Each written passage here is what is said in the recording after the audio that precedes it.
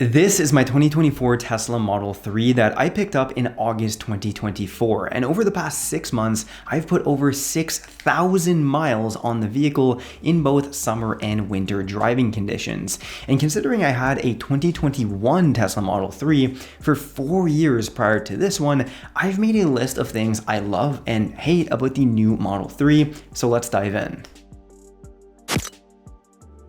Alright, so let's start off positive here with the things that I've thoroughly enjoyed about the vehicle, as realistically this is a great car. It really is, and it isn't without reason that I upgraded it from the previous 2021 generation, of which this new car is basically just a better version overall. The sound insulation is quite a bit better in the 2024 version, with the upgrade to 360-degree acoustic glass, making the cabin an overall more enjoyable and quiet place to spend time, even when you're driving on Canadian roads. Like, this is a main road in this region. Also improving the ride experience as a driver, but even more so as a passenger, is the upgraded suspension with softer springs and frequency response dampers that really soften up the ride and just make it less stiff overall, which was one of my main concerns and complaints in the older generation vehicle, which made for a very bumpy ride, especially for passengers who were seated in the back of the vehicle.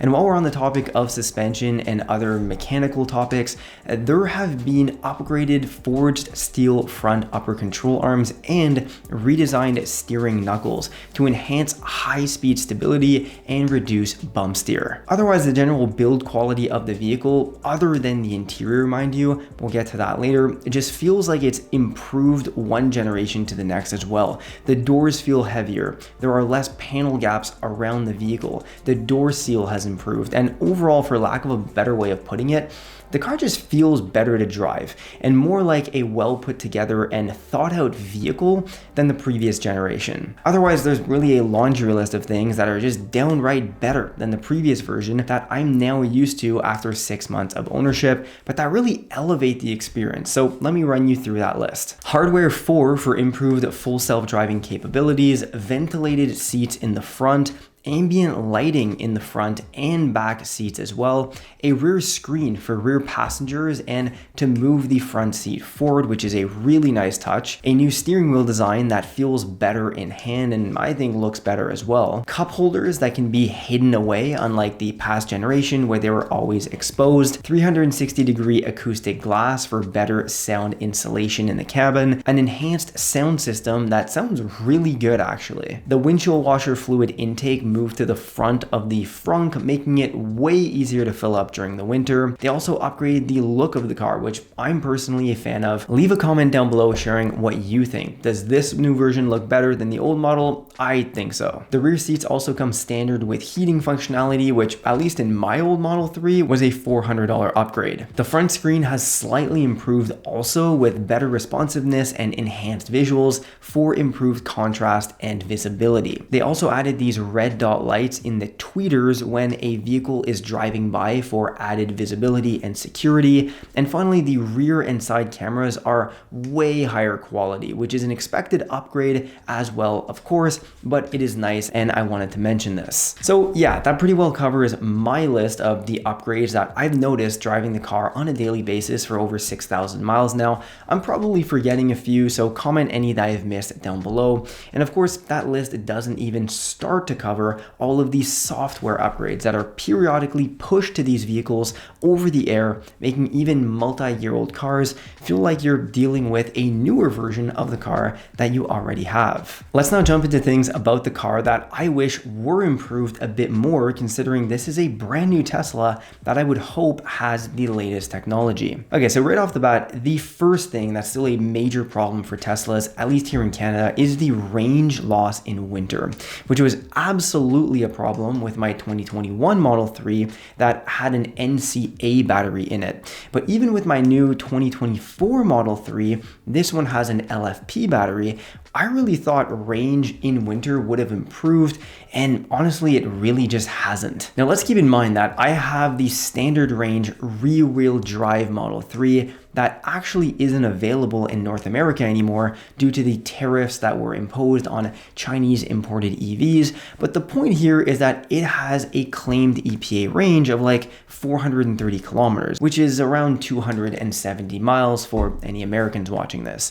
And even during the summer, I often don't quite make that full claimed range, but in winter, it's just absolutely terrible and never even comes close. Now, I'll be making a full video testing range in the winter on the channel very soon, so make sure you subscribe to the channel to not miss out on that one. But just anecdotally here from me driving the vehicle, without any official test as of yet, I am telling you that the battery loses up to 30% of its claimed range during winter, especially when temperatures drop down to like -15, -20, and even colder. And the problem is that this makes the car simply less convenient and usable when you need to take it on a longer drive. For example, last week in mid-January, while it was in the -15 degrees Celsius range, I took my Tesla from Ottawa, where I live, over to Montreal, which is basically a 200-kilometer drive, and I filled the car up to 100% the night before leaving, and ended up charging 4 times just to be on the safer side, even though I probably didn't have to do it 4 times, but I like to be on the safer side and have a buffer of range, which any EV owner will totally understand,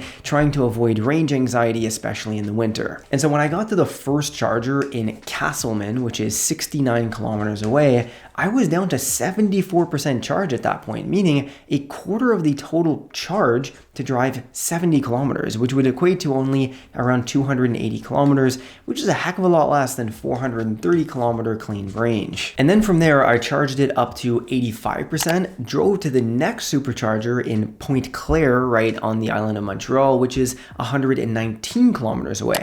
And I was down to the low 40% range, meaning again, I used up around 40% of the charge in this segment of the drive, driving only 119 kilometers, which would mean around 300 kilometers total in range. Not great at all. So again, I'll make a more official test on the channel shortly. Make sure to subscribe, but overall, that's one of the things that I like the least about owning a Tesla, at least here in Canada. Otherwise, other than the steep depreciation Teslas are now experiencing, I have to say that there isn't all that much I don't like about the vehicle. It's a fantastic daily driver around town, which I use it for around 95% of the time. It's quick, it's more spacious than it looks when you put the seats down in the back. I've hauled tons of 2x4s, toilets, and so forth, and they've really worked out quite a few of the build quality kinks that previous gen Teslas were known for. That being said, there are still some rattles sometimes that come and go in the back of the car, especially when the seats are down.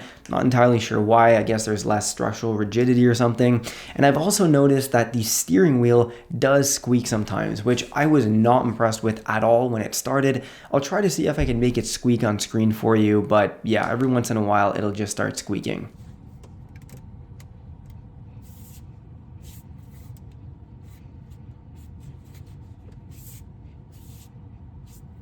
Now, one of the things that least impressed me with the 2021 Model 3 was just how poor the paint quality was, especially in areas like behind the fenders and in the panel gaps, which quickly led to chipped paint and rust in some areas. Not really something that's welcomed on a 4-year-old car. However, I haven't had this new Model 3 long enough to truly test the paint quality, as this is the first winter I have with it, but I didn't take any chances, so I installed higher up mud flaps that protect the paint from debris and salt, along with having applied some fluid film to the exposed bolts and panel seams where rust typically forms in the winter on vehicles.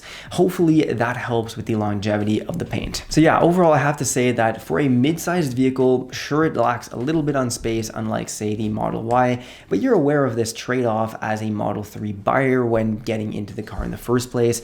It's really a great all-around vehicle that I'm hoping will continue to improve over the years in future future iterations of this current version and even new generations down the line, notably in regards though to battery technology, with longer ranges being improved and winter range being more thoroughly addressed as well. Not entirely sure how they do that from a battery engineering standpoint, but I'm sure it's on the way, especially considering Elon has mentioned the Tesla Roadster having like 1,000-kilometer range. I'm sure this is something that over time, like how 4K TVs used to be $4,000 and they're now $300, I'm sure those will be implemented into the lower range Teslas as well over time. But I would honestly go as far as saying that if you live in a cold climate and don't have a garage, I'm not sure I would buy an EV. Honestly, having the battery stay outside in the cold for months on end is terrible for long-term battery degradation, and it will impact your day-to-day enjoyment of the car as well. I'm pretty confident in saying that. Hey, that being said, if you're still interested in purchasing a Tesla though in the next couple of months, make sure to check out my link down below where you can get some free money off of the purchase of your vehicle. Thanks a lot for watching. Subscribe and watch one of these videos right here. See you in the next one.